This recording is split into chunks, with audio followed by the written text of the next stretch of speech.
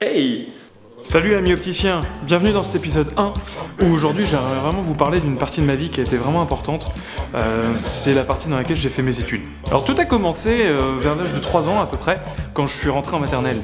Non mais t'es peut-être pas sérieux là, tu vas peut-être pas parler de toute ta vie scolaire. Ah, non, tant pis. Non, rassurez-vous, on va se concentrer vraiment sur la partie optique, celle qui nous concerne tous, qui nous concerne toi et qui te concerne moi. Moi, le premier truc qui m'a frappé quand je suis arrivé à l'école d'optique, c'était dans les années 72-73 à peu près, c'est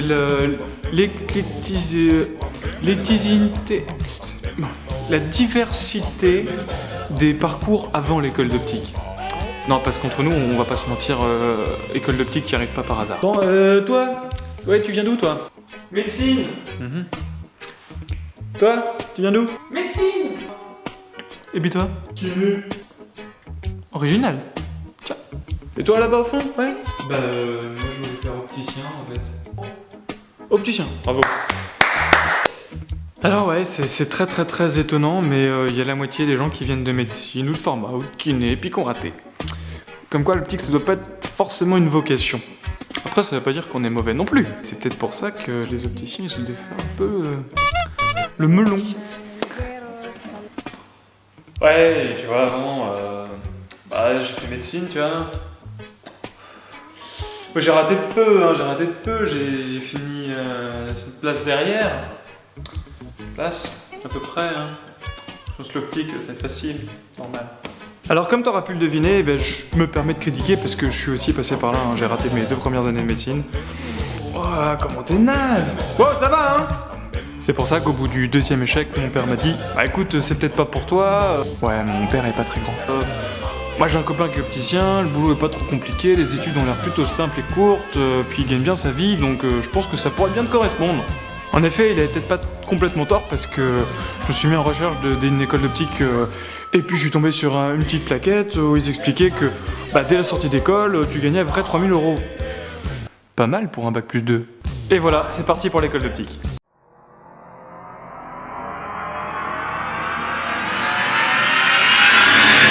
Et par exemple, au cours d'atelier, t'es-tu déjà servi de ceci?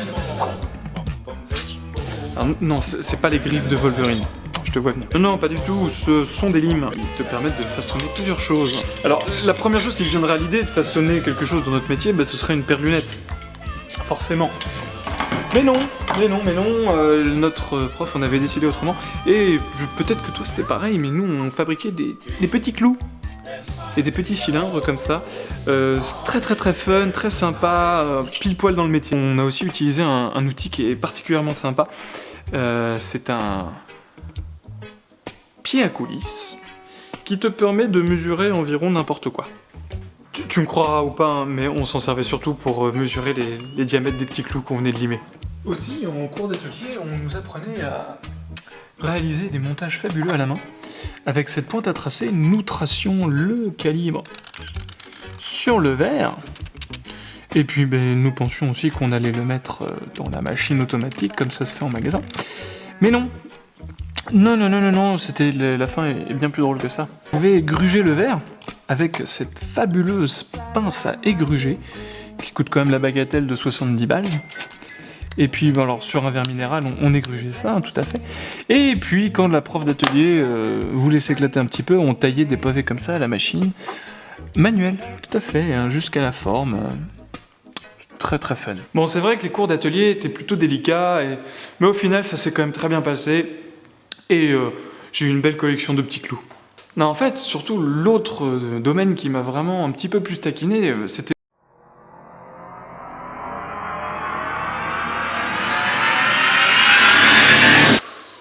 Non, parce qu'avant d'arriver à dessiner ça, il a fallu passer par plein de petites étapes.